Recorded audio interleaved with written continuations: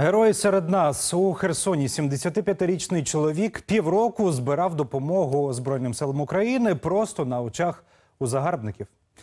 Дядько Гриша, як його називають місцеві, виїжджав в середмістя щодня без свят та вихідних, за допомогою програвача вмикав українські пісні, а всі гроші, які давали йому люди, пересилав для Збройних сил України.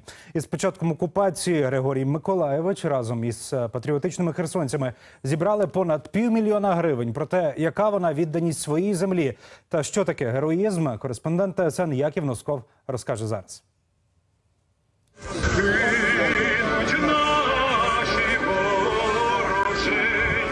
Чоловік на інвалідному візку їде центром окупованого Херсона. З колонки лунають пісні, лише за згадку про які можна попрощатися з життям. Ти тільки подивився на те, що там десь написано на «Слава Україні», і тільки подивився, або у тебе знайшли в телефоні щось таке, це вже не має значення, що ти будеш відповідати, де ти його бачив, як воно до тебе попало в телефон, це вже не має значення ніякого.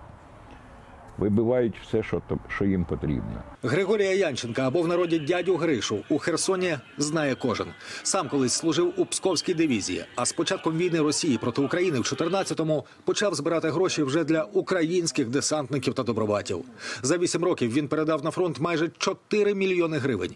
Згадує, коли російські окупанти увійшли в Херсон, спочатку був немов у ступорі, а потім виїхав у центр з колонкою. Я написав туди пісні, крім гімну, калини, і там іще військових маршів, і плюс іще всі пісні українські, які популярні були. Щодня він виїздив у центр на свій маршрут по вулиці.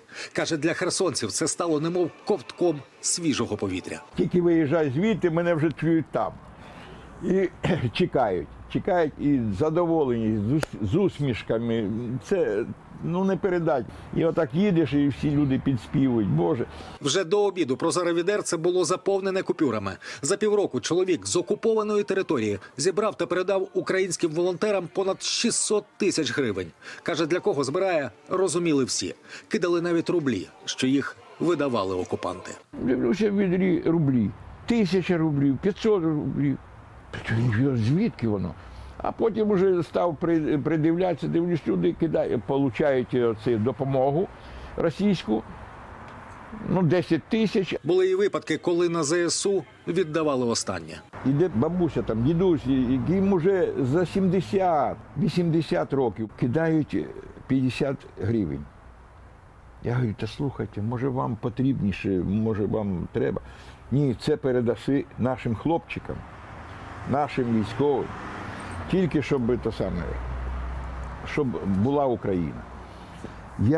Я був в шоці. 75-річного дядю Гришу вивезли з Херсону до Запоріжжя ледь не силоміць. Після численних попереджень та погроз колаборанти повідомили, за кілька днів його чекають на підвалі.